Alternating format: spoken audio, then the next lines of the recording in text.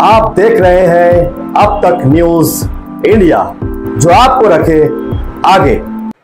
कांग्रेस के अध्यक्ष खड़गे जी, प्रियंका गांधी जी, तेजस्वी यादव, फारूक अब्दुल्ला जी, मंच पर बैठे शिवसेना के उद्धव ठाकरे जी, शरद पवार जी, सभी नेतागण, दोस्तों और भाइयों, जहां तक मैं समझता हूं कि हम लोगों को लड़ना चाहिए, साथ लड़े, अकेला लड़े, लेकिन लड़ना चाहिए। देश भर की परिस्थिति की बयान मैं कर रहा हूं।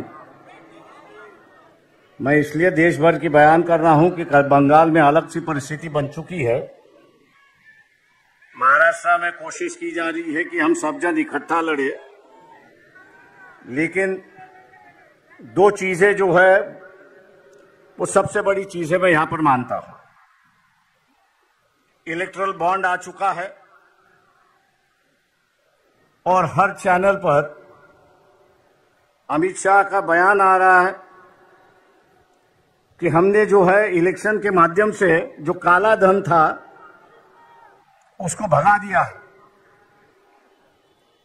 लेकिन मैं मोदी जी से और अमित शाह से पूछना चाहता हूं, future gaming and hotel service company है कि जिसकी 2021-2022 की जो नेट प्रॉफिट है, ये नेट प्रॉफिट 215 करोड़ का है और उन्होंने इलेक्ट्रल बॉन्ड जो है वे 1360 करोड़ का खरीद लिया है।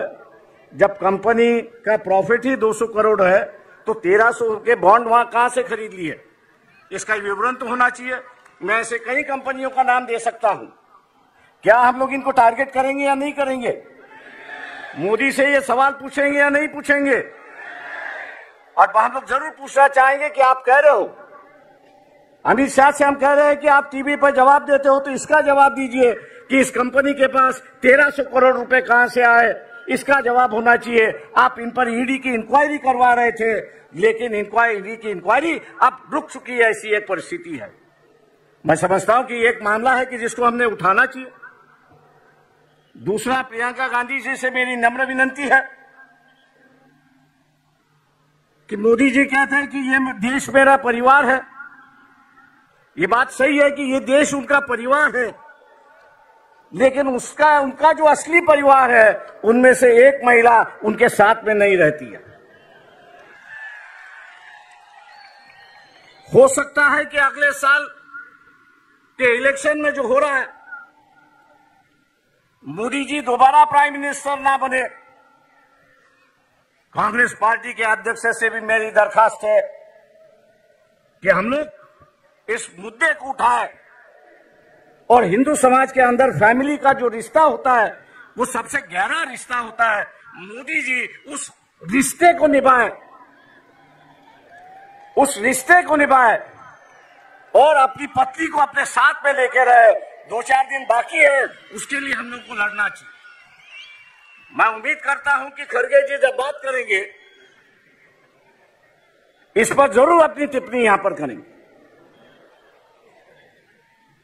क्योंकि वो हिंदू संस्कृति की बात करते हैं, हिंदू रिवाज की बात करते हैं और वही रिवाज और वही उसको मानने के लिए तैयार नहीं।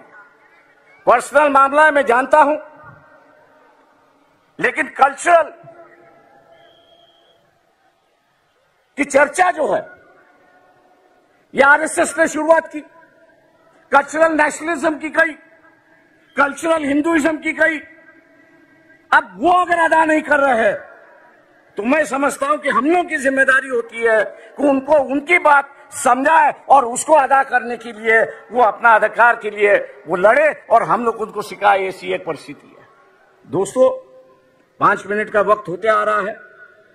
मैं और एक बात यहां पर कहूंगा, राहुल गांधी जी से मेरा दरखास्त है यहां पर, वो ये है कि ईवीएम जो है 2004 से मैं उससे लड़ रहा हूं। आज भी बंबई हाईकोर्ट में उसके लिए मैं लड़ रहा हूं। पिछले 6 महीने से जब ईवीएम इंक्वायरी की बात आई तो इलेक्शन कमीशन उसको टाल रहा है। उसकी जो मशीन आती है वो अमेरिका से आती है, लेकिन वहां के जो चिप उसमें दो है, स्टोरेज चिप जो है, वो यहां 20-20, 25-25 रुपए में मिलते हैं कि जिसको मैनिपुलेट होता है। राहुल गांधी से मेरी दरखास्त है कि पार्लियामेंट भी किस पे विश्वास करे, पेपर ट्रेल पे विश्वास करे और ईवीएम पे विश्वास करे। तो पार्लियामेंट ने कानून से कहा है कि अगर डिफरेंस आया, ईवीएम के काउंटिंग में डिफरेंस आया और पेपर ट्रेल की काउंटिंग में डिफरेंस आया, तो मानना है कि पेपर ट्रेल का जो वोट है वही आपको मानना है, ईवीएम को बगल में रखना है। क्या हम लोग इस इलेक्शन के पहले, इलेक्शन शुरुआत होने के पहले इलेक्शन कमीशन को घेराव डालें, सब पार्टियां उनसे मिले कि अगर कोई कैंडिडेट अर्ज करता है, एप्लीकेशन करता है कि वेरीफाइड पेपर ट्रेल जो है वो काउंटिंग होना चाहिए, उसका एप्लीकेशन मंजूर होना चाहिए। क्या हम लोग इसके लिए लड़ने के लिए तैयार हैं? दिल्ली में हम लोग को यहां पे जाना होगा। मैं राहुल गांधी से विनती करता हूं कि वो अगर डेट ऐलान करेंगे तो शायद हम लोग उसमें शामिल होंगे, बड़ी संख्या में शामिल होंगे, ये मैं आशावाद यहां पर करता हूं। रही बात, लोग साफ सुथरी कैरेक्टर के लोग चाहते हैं। ये जो फैमिलीवाद है, दूसरे चीजें जो है, लोग उससे उब गए हैं, हम लोग उससे बाहर निकले। और मैं इस मंच से कहना चाहता हूं कि हम लोग अपना इस बार एटलीस्ट महाराष्ट्र के लिए परिवारवाद के लिए खर्च करने के लिए तैयार हैं। हम आपके साथ हैं।